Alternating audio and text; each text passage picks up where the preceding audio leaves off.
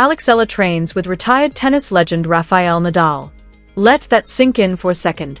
1 year after Rafa hung up his racket and walked away from the sport that made him a 22-time Grand Slam champion, he's back on court in Manacor, grinding forehands with a 20-year-old Filipina lefty who's about to flip the entire script on what Philippine tennis can be. This isn't some celebrity photo op or feel-good content for the gram. This is real. This is the kid who literally grew up in his academy, who absorbed every ounce of that Nadal mentality, who's now ranked world number 50 and making history every time she steps on court. And when Rafa posts, after a year, it felt great to be back on a tennis court. It was great to practice with you, Alex Eala. You realize this isn't just about tennis anymore. This is about legacy, about passing the torch, about a girl from Quezon City who bet everything on a dream and is now living proof that the grind pays off. Alex Eala was born May 23, 2005 in Quezon City, Philippines. And by the time she was 13 or 14 years old, she'd already made a decision that most kids can't even imagine. She packed her bags, left her family, moved halfway across the world to Spain, and enrolled in the Rafa Nadal Academy in Manacor. She didn't just train there for a few months or a summer camp session. She spent 6 years of her life at that academy, balancing classes at the Rafa Nadal school with brutal daily training sessions that turned raw talent into professional-level skill. She graduated from the academy in 2023, and by then, the world was already starting to notice. But back when she first arrived, she was just another kid with a dream. Trying to survive in an environment where Rafa's work ethic, discipline, and refusal to make excuses was literally the air you breathed. The academy wasn't just about hitting balls. It was about copying the mindset of a legend whose name was on the gate and whose trophies lined the walls. And Alex, she soaked it all in. Her first pro title came right there on Rafa's Island in January 2021. Still a teenager, she won an ITFW 15 event in Manacor, Spain, lifting her first professional trophy in the same place where she'd been learning what it meant to be a pro since she was a kid. That moment was huge, not just because it was her first title, but because it proved she could turn all those years of academy life into actual results. But honestly, Alex's resume was already stacked way before she started making noise on the WTA tour. As a junior, she was an absolute problem. At just 12 years old, she won the prestigious Lefties tournament in 2018. The same event that crowned future legends like Nadal, Djokovic, and so many others when they were kids. She climbed all the way to ITF Junior World No. 2, grabbed Junior Grand Slam doubles titles at the 2020 Australian Open and the 2021 French Open, and then went full main character mode by winning the 2022 US Open Girls Singles title, becoming the first Filipino ever to win a Junior Grand Slam in singles. That US Open title wasn't just a trophy. It was a statement that Alexa was built for the biggest stages in tennis. Then 2025 happened and it was like someone hit fast forward on her entire career. She started the year ranked around world number 140 outside the top 100 and still grinding through qualifiers at bigger events. She made the semifinals of the Canberra International in January, which was a solid start, but nobody was ready for what was about to happen in Miami.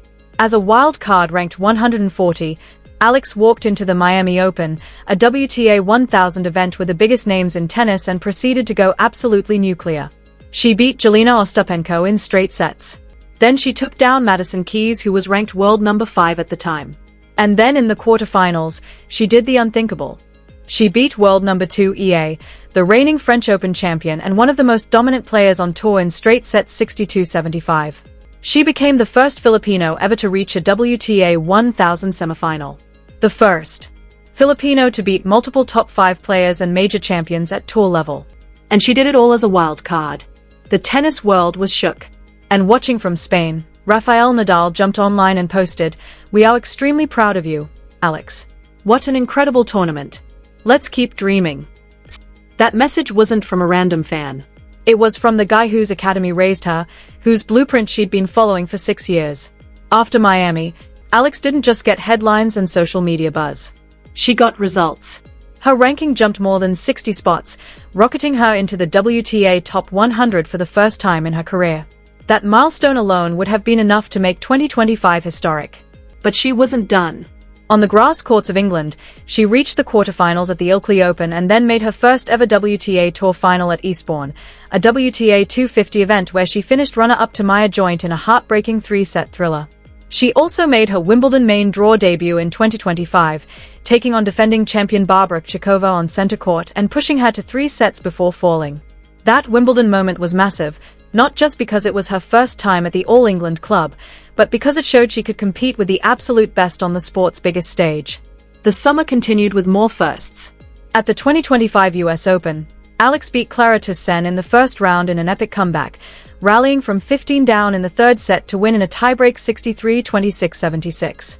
That win made her the first Filipino ever to win a Grand Slam main draw singles match in the Open era. Another piece of history for the books. She lost in the second round to Cristina Buchar, but the damage was done. Alex Eala was no longer a promising prospect or a name to watch. She was a legitimate top 100 player who could beat anybody on her day. And then in September, she captured her first WTA 125 singles title at the Guadalajara Open, coming back from a set-own to defeat Pana Udvardi 1-6-7-5-6-3, becoming the first Filipino to win a WTA-level singles title. That title pushed her to a career-high ranking of world number 50 in early November 2025, making her the first Filipina ever to crack the WTA top 50 and the highest-ranked Filipino player in tennis history. By the time her 2025 season wrapped, the numbers were straight-up insane. She finished the year with a 4,026 singles win-loss record and a career record of 1941-117 in professional singles. She's earned over $1.36 million in career prize money. She stands 5 feet 9 inches in tall, plays left-handed with a two-handed backhand, and has already collected 5 ITF singles titles, 1 WTA 125 title, and multiple ITF doubles titles, all before turning 21.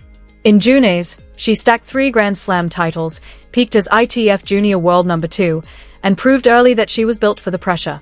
Against top 10 players at the WTA level, she owns wins over Madison Keys and EAW, giving her a 2-2 record versus top 10 opponents. Now, fast forward to November 2025, exactly 1 year after Rafael Nadal played his last professional match at the Davis Cup Finals and officially retired. He walks back onto the court at his academy in Mecca, and standing across from him is Alex Eala, the kid who trained under his roof for 6 years, who graduated just 2 seasons earlier and who's now ranked world number 50 and rewriting Philippine tennis history. They trade heavy forehands. They laugh mid-rally. And the academy posts clips and photos that basically scream, "You're carrying this forward now." For Alex, this wasn't just a practice session or a publicity stunt. It was validation. It was a reminder that the guy whose blueprint she copied, whose mentality she absorbed, still believes her ceiling is way higher than world number.